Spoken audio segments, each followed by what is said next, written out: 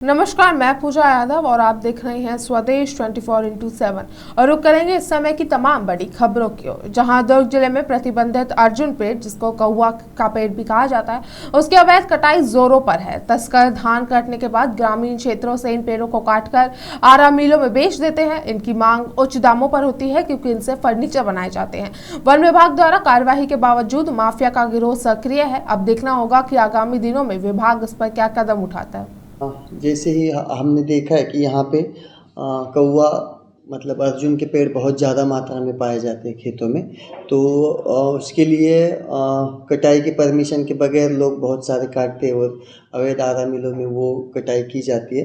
तो हम उसके लिए अपनी बहुत सारी टीम बनाए रही है अलग अलग जगह पे, जैसे दुर्ग में हो गया, धमधा में हो गया, बेमेतरा में हो गया, और उस टीम के ज़रिए हम पेट्रोलिंग करते रहेंगे और पेट्रोलिंग में जहाँ भी ये होगा तो हम उस पर कड़ी कार्रवाई करेंगे। और उसके साथ साथ ही जैसे ये अपनी खुद की भूमि में करते हैं, प्राइवेट निजी भूमि में, तो उसके लिए राजस्व विभाग से परमिशन चाहिए होती है। जहाँ पे भी ये परमिशन नहीं है, राजस्व विभाग से मिलके दोनों एक टीम बना के हम उस पर कड़ी कार्रवाई करेंगे। कौवा काटने का परमिशन राजस्व विभाग से मिलता है, हर एक किसान को मिलता है वो, उसके लिए आवेदन देना पड़ता है। तो ऐसे किसी के पास कौवा काटने का लाइसेंस नहीं है, वैसे उसके लिए परमिशन लेनी पड़ती है। और जिसने परमिशन ली है वो तो अधिकृत काट सकता है, लेकिन जिसने परमिशन नहीं ली है और अगर वो आरा मिलों में जाके अवैध उसका चिरान करता है तो आरा मिलों पे भी कार्रवाई की जाएगी। और इसके लिए हम मतलब सतर्क विभाग द्वारा अगर इलीगल आरा मशीन जिनके पास लाइसेंस नहीं है, नवीनीकरण नहीं है, उनको तुरंत सीलबंद किया जाएगा, उनके खिलाफ सख्त से सख्त कार्रवाई की जाएगी। अवैध लकड़ी का तस्करी अगर किया जाता है तो उनकी हम जैसे कि उनको ये करके हम गाड़ी अपने डिपो में लेते हैं, वहाँ पे हम उन पे फाइन भी लगाते हैं और वो लकड़ी भी जब्त कर लेते हैं।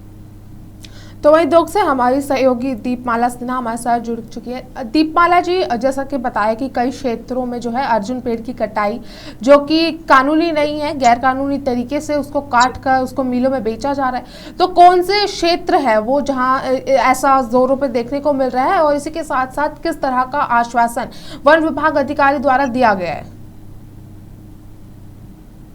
जी पूजा जी, जैसे कि आपने बताया कि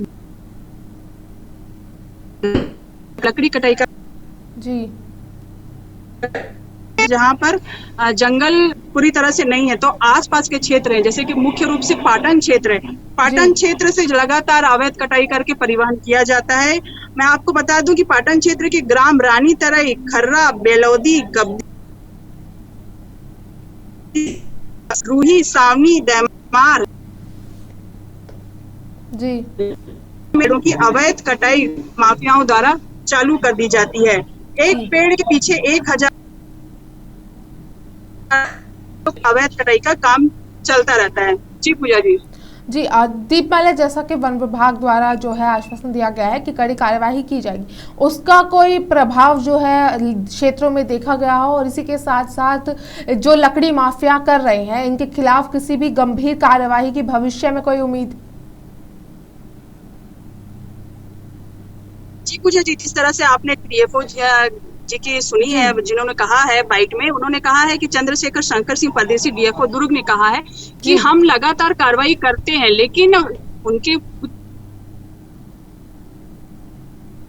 जो सूचना को लीक कर देते हैं कि जब हम कार्रवाई करने पहुंचते हैं तो पहले से ही हमें हमारी सूचना जो रहती है वो फेल हो जाती है, हम कार्रवाई नहीं कर पाते।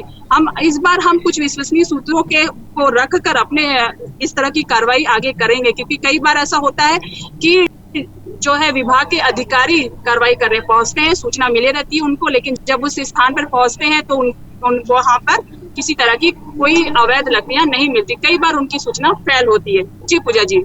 जी, आपका बहुत बहुत धन्यवाद दीपमाला, हमारे साथ जुड़ने के लिए। आगे भी खबरों में आपका रुख करते रहेंगे।